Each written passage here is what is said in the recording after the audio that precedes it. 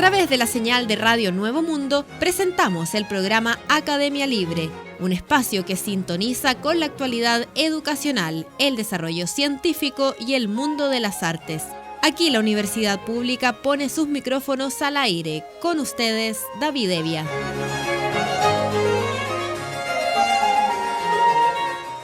Vaya nuestro saludo a todos los auditores de Radio Nuevo Mundo que a esta hora sintonizan la emisión de Academia Libre, donde la educación, las ciencias y las artes confluyen para hacer de la creación de conocimiento un espacio público. Me acompañan Francisca Baitía y Cristian Castro. Conversamos sobre educación y cultura en Academia Libre porque desde hace un tiempo hemos estado haciendo un seguimiento al tremendo y estructural déficit progresivo de maestros que se ha producido tanto en Chile como en España, Francia, Alemania y otras latitudes.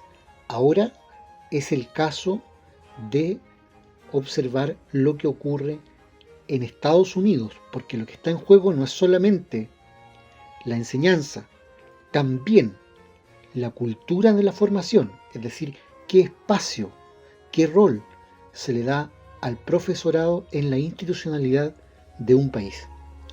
La fuga de profesores de las escuelas en Estados Unidos es un problema silencioso a escala nacional que complica al sistema educativo y que se acentúa cada día más.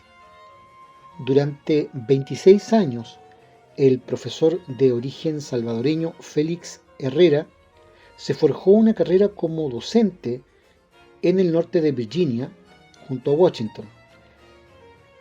Y al conversar sobre el proceso, pasa revista a los cambios que se han dado en las aulas en las últimas décadas, que desde su punto de vista empujan a los profesores a buscar otra carrera. Herrera dice que la sociedad en general se ha aprovechado de la bondad de los maestros, por aquello de que los que se dedican a esa disciplina lo hacen por la vocación de servir e impulsados por el interés de dar, pero que comparado con otras profesiones no se les remunera con un salario justo el sacrificio que desarrollan. Los maestros en general reciben un pago en promedio por debajo del pago de otros profesionales.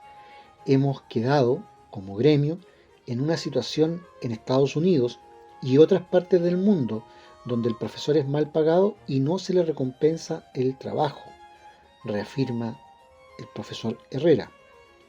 Los datos de la Asociación Nacional de Educación, NEA, de este año 2023 indican que el rango de salario medio para los profesores en Estados Unidos es de $66.745 al año. Esos montos no incluyen los descuentos de los impuestos y seguros.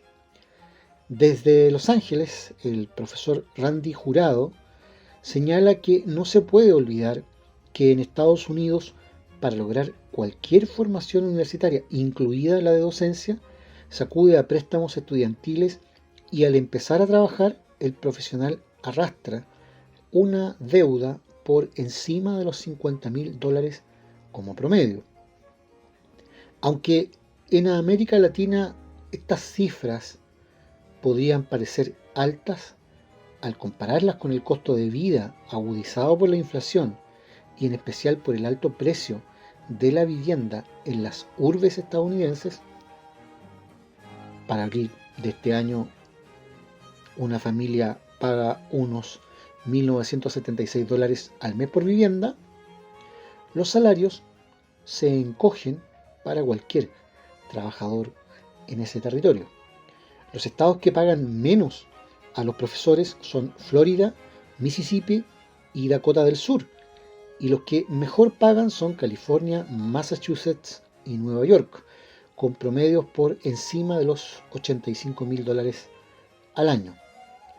Al tema salarial se suman otros factores en la sociedad que desaniman a los docentes a seguir en las aulas, porque cada vez más, con las nuevas tecnologías y otros comportamientos colaterales, la ingobernabilidad llega al salón de clases y para los maestros es mucho más complicado manejar a grupos de estudiantes, según el testimonio de los propios profesores. La cada vez más frecuente aparición de noticias sobre actos de violencia en las escuelas, como tiroteos o estudiantes que llegan con armas a las aulas, también se cuela entre las preocupaciones de los maestros. Es difícil estar en ese ambiente laboral actual por la violencia, por la falta de respeto, el poco pago. Obviamente no hay mucha gente que quiera estar en esas condiciones, dijo Herrera, quien hoy se dedica a la asesoría docente para colegios privados.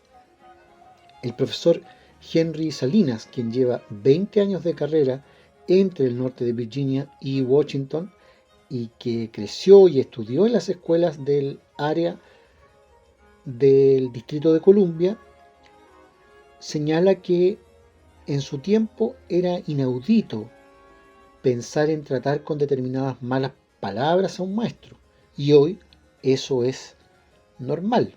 Así lo subraya al apuntar a insultos directos que reciben los profesores de parte de los estudiantes. La situación se complica porque las reglas de disciplina con llamados a los padres en la mayoría de casos no surten efecto, dijo. Para los padres, sus hijos siempre son perfectos. Estos se repliegan a la defensa de sus hijos, con lo que el profesor pierde la neutralidad que antaño le permitía gobernar el salón, precisó. Otros estudios de aproximación al problema apuntan a un combinado de factores que llevan al agotamiento de los maestros, que se acentuó durante la pandemia, y a la sensación generalizada de que a su alrededor existe poco respeto. A diferencia de los países latinoamericanos, donde los sistemas educativos están centralizados por el Ministerio de Educación, en Estados Unidos las escuelas se organizan por distritos escolares dirigidos por los gobiernos locales y bajo leyes estatales, que a la vez reciben fondos federales a partir del número de habitantes del censo de población y otras ponderaciones. Una investigación realizada por el matutino The Washington Post determinó que iniciativas en muchos distritos escolares para restringir los contenidos o formas en que los profesores puedan referirse a determinados temas como racismo, género y orientación sexual desaniman a los profesores. Algunas de estas iniciativas definen al detalle lo que se puede o no se puede enseñar en las aulas, o cómo abordar asuntos históricos y de actualidad, los que complican el panorama para los maestros, señaló una profesora que inició este año el magisterio y pidió no revelar su identidad. Sostuvo que le preocupa poder hacer frente a esas demandas actuales en la sala de clases. Lynn Gangone, presidenta de la Asociación Estadounidense de Universidades para la Formación Docente, ACTE, considera que ese tipo de iniciativas no está ayudando ante el creciente problema de fuga de maestros. La ACTE estima que más de 17 millones de estudiantes se han visto afectados en su aprendizaje al ver restringidos abordajes sobre temas de raza o asuntos de género. A la fuga masiva de profesores no alienta la esperanza de un reforzamiento de la plantilla con profesores recién graduados y dispuestos a enseñar. Al contrario, los centros universitarios de formación de profesores también están registrando bajas matrículas. Lynn Gangone, presidenta de ACTE, ha alertado que la situación en educación se encamina a ese respecto a un punto crítico.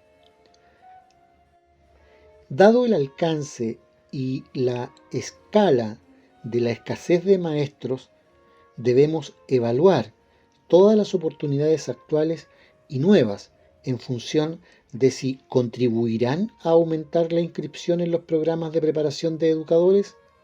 Las prioridades estratégicas de la asociación no cambiarán. Haremos hincapié en el corto plazo para abordar la escasez de docentes, entendiendo que al hacerlo de manera cuidadosa podemos avanzar en nuestras prioridades, afirma Gangón en su plan de trabajo para el presente año. Investigaciones de la ACTE indican que un 20% de las instituciones universitarias han visto disminuir las inscripciones de estudiantes para la docencia en al menos un 11 y un 13% notificaron de disminuciones muy significativas en el número de nuevos estudiantes. No sé qué tan mal tendrá que ponerse antes de que nos demos cuenta como país de que si no invertimos en educación no tendremos a nadie en las aulas para enseñar a nuestros hijos, subrayó Gangón. Quizá en este contexto complejo, una buena noticia podría apuntarla el Mary Lou Fulton Teacher College de la Universidad Estatal de Arizona, que ha registrado un aumento en la matrícula de estudiantes para preparación como docentes al poner en marcha desde 2017 un programa de becas financiado por el Estado que permite a los jóvenes graduados para el magisterio iniciar su vida laboral sin deudas si se comprometen a enseñar en las escuelas de Arizona durante determinado tiempo. Esta modalidad también se ha puesto en práctica en la Universidad de Wisconsin, Madison, que ofrece apoyo financiero si los estudiantes firman un contrato para trabajar en las escuelas del Estado durante al menos 4 años. Un logro eventual de los profesores en California de un aumento salarial significativo y una batalla legal en Florida ofrecen una perspectiva del estado del sector docente en Estados Unidos, que en unos días comienza a visibilizarse. En Los Ángeles, el profesor Randy Jurado señaló que terminan el año escolar con muchas esperanzas por un logro histórico ganado hace apenas un tiempo para conseguir un aumento salarial del 21% bajo un compromiso con la ciudad a cumplirlo en 3 años. Jurado enfatiza que el problema principal en la fuga de maestros es que el sistema está anquilosado y para llegar a tener un escalafón de salario alto se necesita trabajar 20 o 30 años, lo que dificulta el reclutamiento de nuevos profesores para cubrir la creciente salida. Se empieza con los 50.000 y algo. Es injusto porque tendría que dedicar 20 o 30 años para llegar a una escala superior de ingresos, señaló el pedagogo. Ese salario de inicio apenas alcanza para pagar la renta y no se diga para querer comprar una casa. Es la razón por la que mucha gente no quiere seguir, apuntó. Este profesor muestra los documentos que el sindicato de maestros, que agrupa a más de 34.000 educadores, logró en una ardua negociación bajo mediación, con la amenaza de un paro generalizado antes de terminar este año o al iniciar el próximo proceso. Los rangos salariales irían de $69.000 a $122.000 anuales de lograrse el acuerdo pactado por el sindicato de maestros de Los Ángeles. Ha sido una lucha importante porque nos unimos con otros sindicatos para lograrlo, comentó Jurado, que espera que este sea un estímulo para seguir en la clase, porque muchos profesores se van a trabajar en otros sectores donde hacen sacrificios, pero reciben un buen pago. Por el contrario, en Florida, el estado que aparece en la lista de las peores pagas para los profesores, la Asociación de Educación y 3 sindicatos afiliados presentaron una demanda federal contra el proyecto de ley del Senado promulgada por el gobernador Ron DeSantis alegando inconstitucionalidad y violación de la primera enmienda porque la nueva ley de protección del salario, aprobada por el bloque conservador, restringiría a los maestros el derecho a opinar y agruparse para pelear por reivindicaciones salariales. Según los demandantes, el nuevo cuerpo legal de Florida impide derechos contractuales de convenios activos negociados con anterioridad con universidades y distritos escolares bajo acuerdos colectivos. Nosotros, como educadores en Florida, ejercemos nuestros derechos constitucionales y por hacerlo enfrentamos represalias políticas por parte del gobernador de este gran estado, dijo el presidente de la Asociación de Educación, Andrew Spar.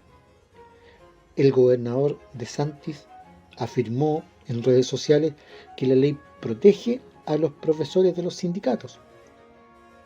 Los maestros de Florida podrán elegir cómo se gasta el dinero que tanto les costó ganar.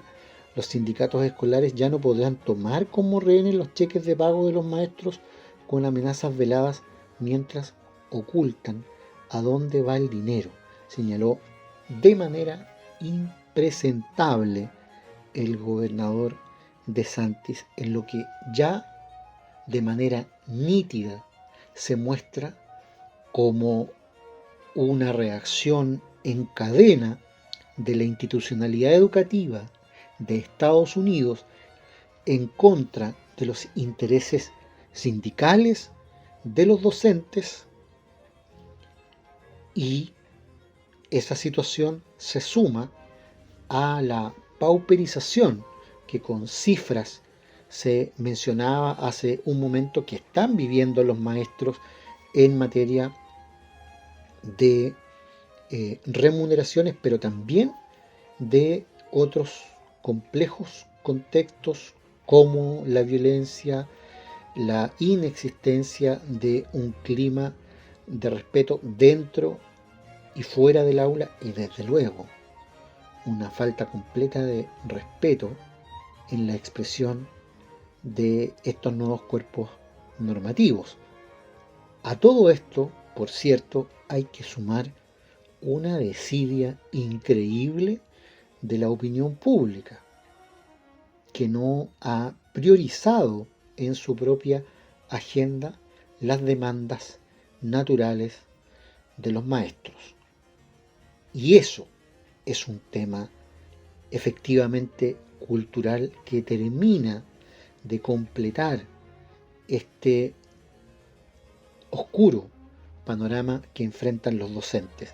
Lo que hemos ilustrado en Academia Libre, que ocurría en Chile, que ocurre en España, en Francia, en Alemania, aquí está golpeando al corazón del sistema en Estados Unidos, y las consecuencias, desde luego, no se van a hacer esperar. En Academia Libre, la música tiene historia, con Francisca Beitía. Francisco Guerrero de Burgos, nacido el 4 de octubre de 1528 en Sevilla, España, fue un compositor, sacerdote y maestro de capilla, considerado uno de los personajes más importantes de la música sacra del Renacimiento y del mundo hispano de todos los tiempos. Su música representa la cima de la polifonía sacra española, junto a la de los compositores y maestros de capilla andaluces Tomás Luis de Victoria y Cristóbal Morales. Su obra no solo se difundió y apreció en Europa, sino también en todos los territorios de dominio español, especialmente en las grandes catedrales americanas como la de Puebla o Cusco hasta fines del siglo XVII.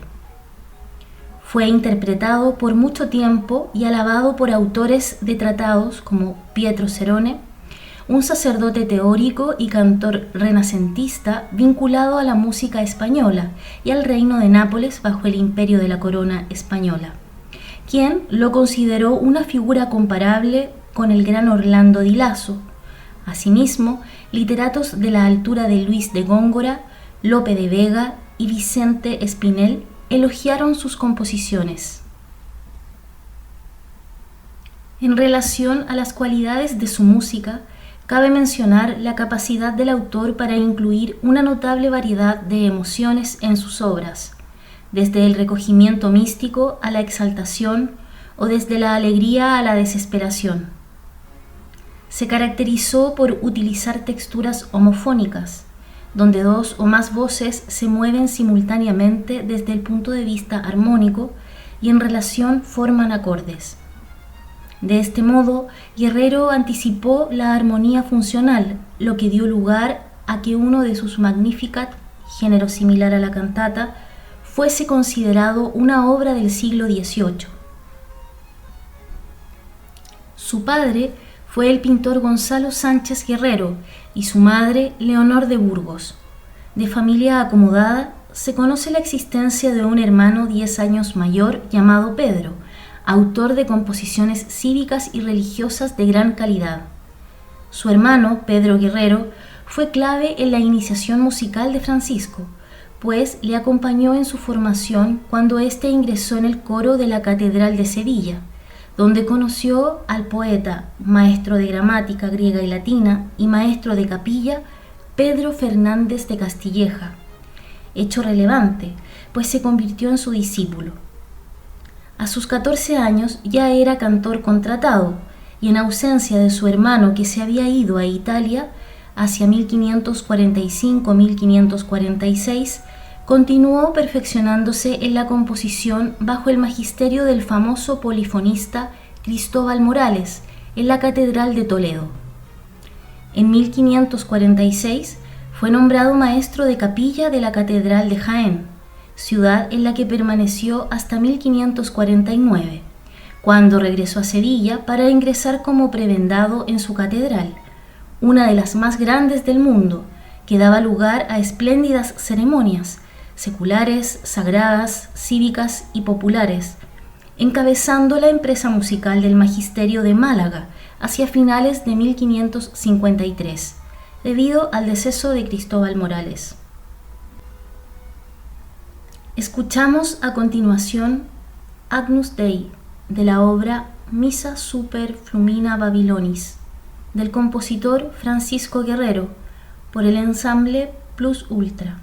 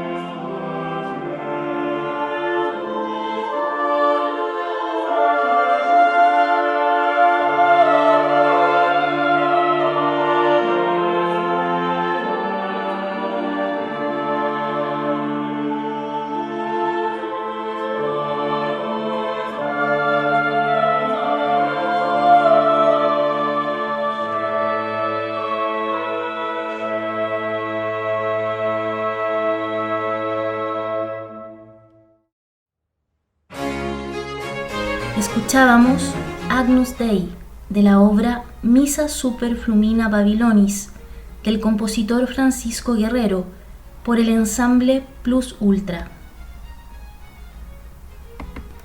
Hablamos a esta hora en Academia Libre sobre actualidad en ciencia e investigación. Lo hacemos con Cristian Castro, quien nos proporciona cada semana las novedades en este plano. ¿Qué está pasando, Cristian, en materia de ciencia e investigación? Hoy hablamos de medicina y ciencia porque ha sido creado un atlas del riñón, el intestino y la placenta a resolución unicelular. Los billones de células del ser humano deben organizarse en patrones precisos para que los tejidos y los órganos funcionen correctamente. Un equipo internacional de más de 400 investigadores se han unido para crear un marco que permita cartografiar nuestro cuerpo con una resolución unicelular. En 3 artículos publicados recientemente en la revista Nature, se presentan mapas celulares de referencia del intestino humano, el riñón y la interfase materno-fetal, donde coexisten la placenta y células maternas. Los trabajos forman parte de un paquete más amplio de artículos del programa del Atlas Biomolecular Humano, publicados en revistas del grupo Nature. El objetivo es descubrir nueva información sobre cómo se organizan los tipos celulares y cómo interactúan en diferentes tejidos y órganos humanos, proporcionando un recurso para el estudio de la biología y las enfermedades humanas. Además, componen la primera colección de mapas generados por científicos de instituciones apoyadas por este proyecto, que está gestionado por los Institutos Nacionales de Salud en Estados Unidos. Los autores han utilizado los métodos más avanzados para obtener imágenes de una sola célula y caracterizar las estructuras y órganos del cuerpo humano. El equipo de Michael Snyder, genetista de la Universidad de Stanford en Estados Unidos, observó el intestino humano, un órgano complejo con muchas estructuras y funciones diferentes, desde la digestión hasta el apoyo al sistema inmunitario. Se analizaron 8 secciones de 9 individuos, lo que reveló variaciones drásticas en la composición celular de las distintas regiones. Descubrimos que las células se organizan en diferentes disposiciones llamadas vecindarios, que ayudan a definir su función, explica Snyder. Al igual que los vecindarios humanos, que tienen elementos comunes, como calles, restaurantes y casas, estos grupos de células están formados por varias cantidades y tipos de funciones específicas. Así, las células no son solo células, sino que es importante con quién están. Los investigadores también descubrieron que algunos vecindarios están específicamente preparados para mediar en las respuestas inmunitarias. Los hallazgos revelan la compleja y variada composición celular que contribuye al funcionamiento de este órgano. Lo que es especial es que estamos generando datos de órganos sanos, y esto es crucial para comprender todas las dolencias. En el caso del intestino, las principales serían la enfermedad inflamatoria intestinal y el cáncer de colon, subraya el genetista. Entre otros hallazgos, Snyder también menciona que las células TCD8 que participan en la defensa frente a patógenos disminuyen del intestino delgado al grueso y están menos presentes en las personas con hipertensión. Además, los macrófagos M1, encargados de proteger el intestino, disminuyen en personas con un índice de masa corporal elevado.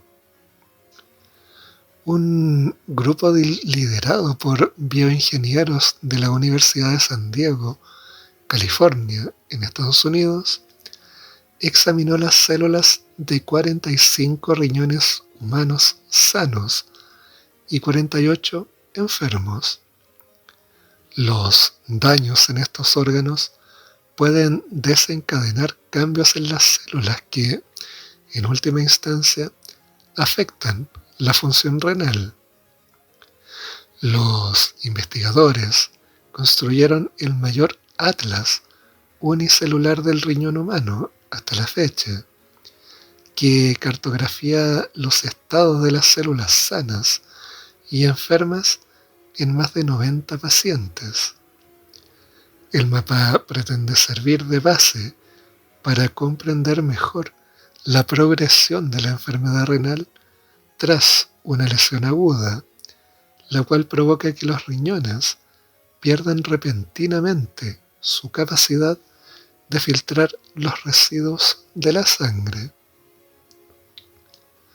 Este atlas puede ser de especial utilidad para tratar la diabetes, la hipertensión, lesiones agudas, insuficiencia renal o la enfermedad renal crónica, destaca Sanjay Jain, nefrólogo de la Escuela de Medicina de Washington y líder de este estudio. Según el autor, este trabajo también identificó los estados y vecindarios de las células inmunitarias, estomacales y epiteliales del riñón, que se ven alterados por lesiones agudas o crónicas, incluidos los estados relacionados con el éxito o el defecto de las vías de reparación. La integración y análisis de conjuntos de datos procedentes de múltiples fuentes y tecnologías ha sido una de las principales dificultades. Para construir su mapa, el equipo analizó más de 400.000 células y núcleos de una amplia gama de muestras renales de individuos con riñones sanos, lesiones agudas y enfermedad renal crónica.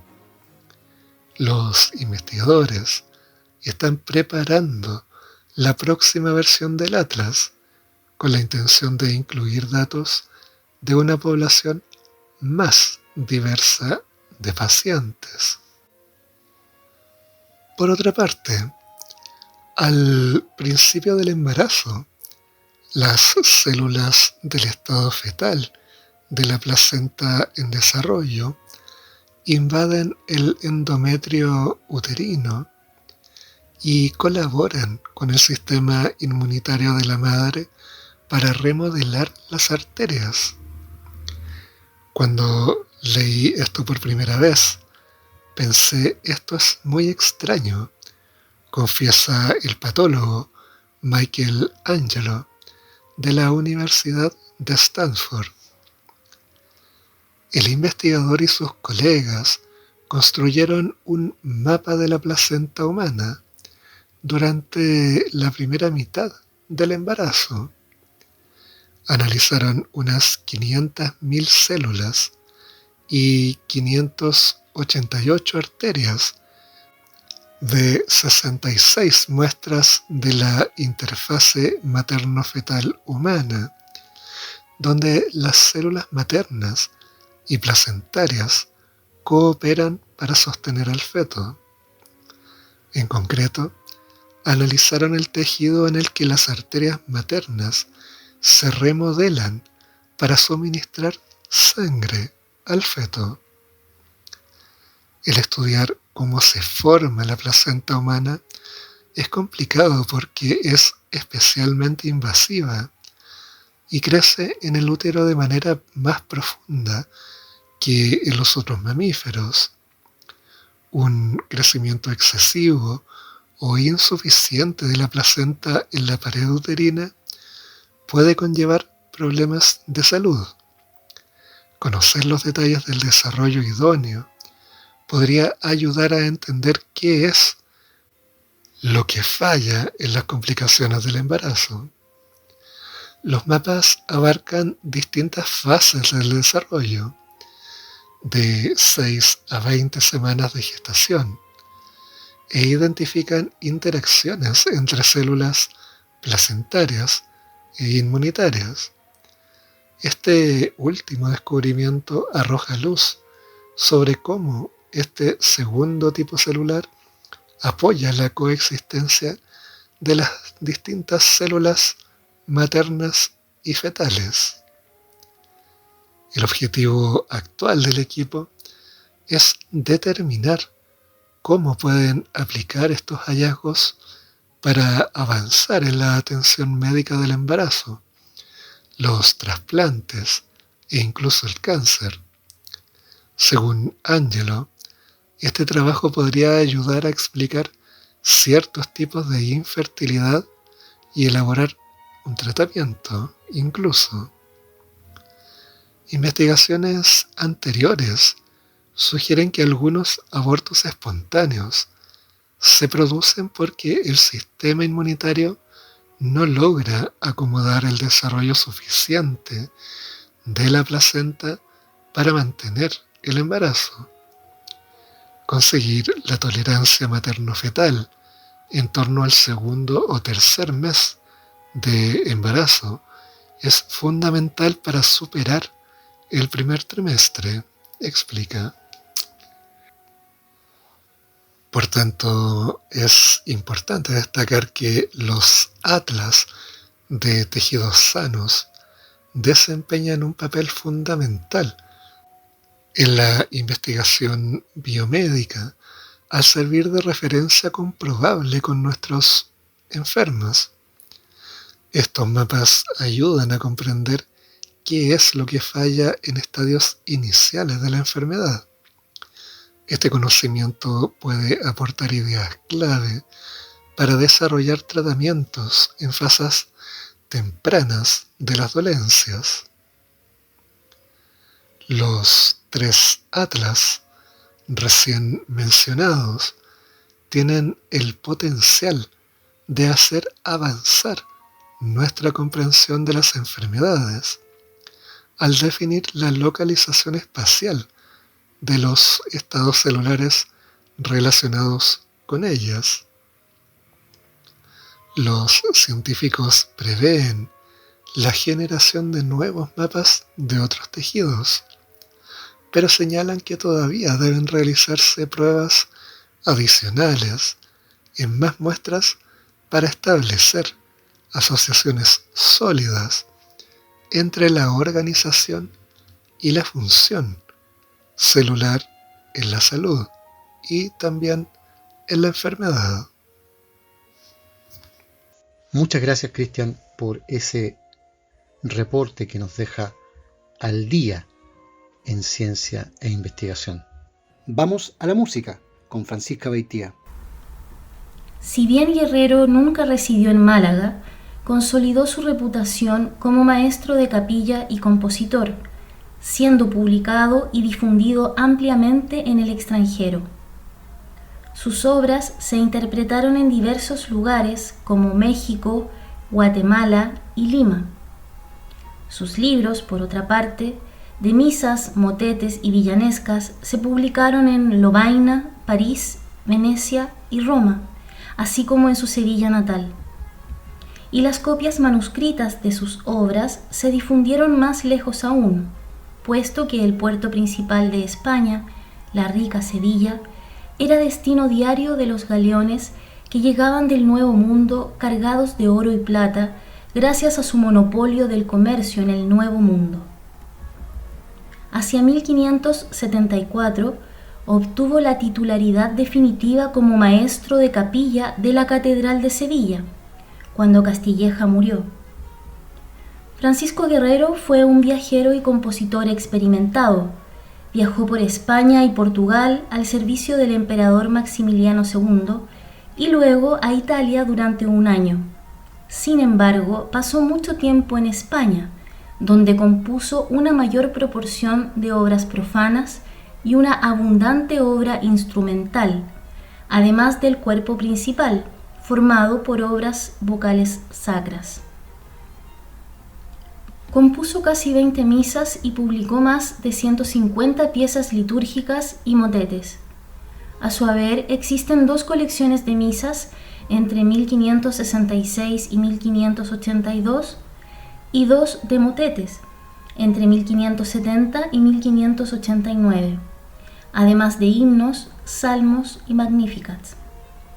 Fue uno de los pocos compositores que cultivó la canción profana en castellano, versionada a lo divino, contenido en su volumen Canciones y Villanescas Espirituales, de 1589.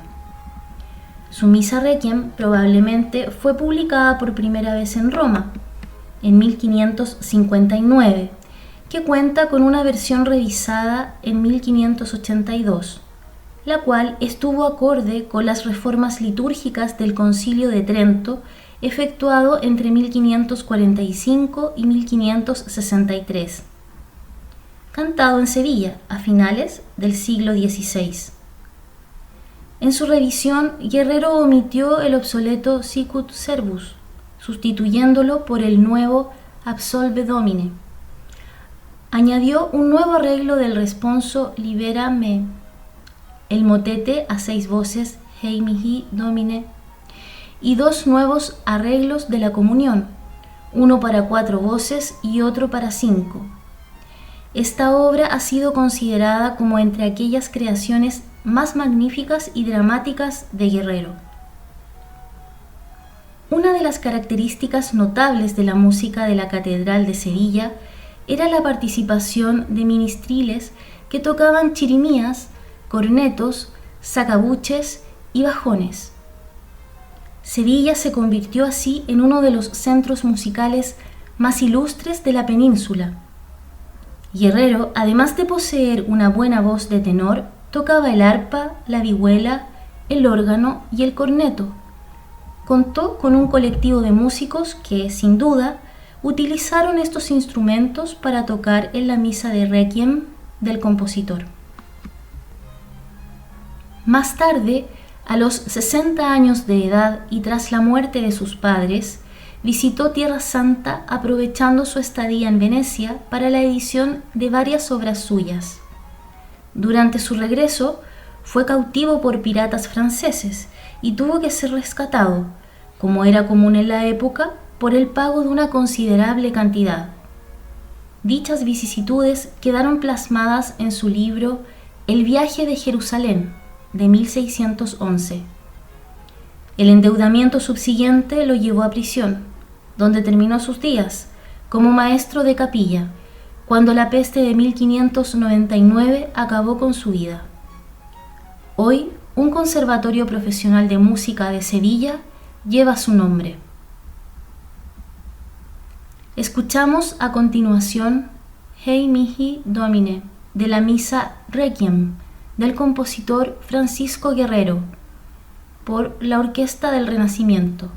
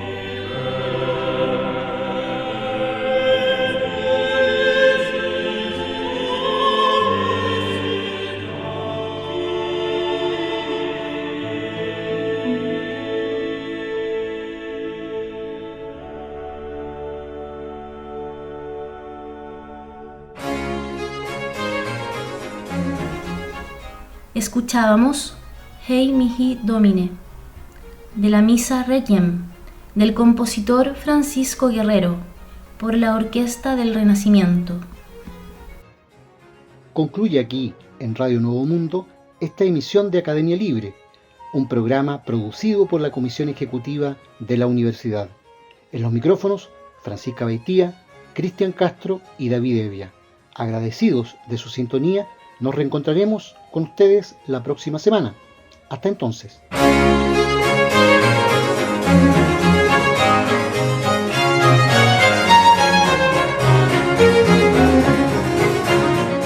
Concluye aquí este capítulo de Academia Libre, un programa que aporta miradas críticas a la construcción de la sociedad.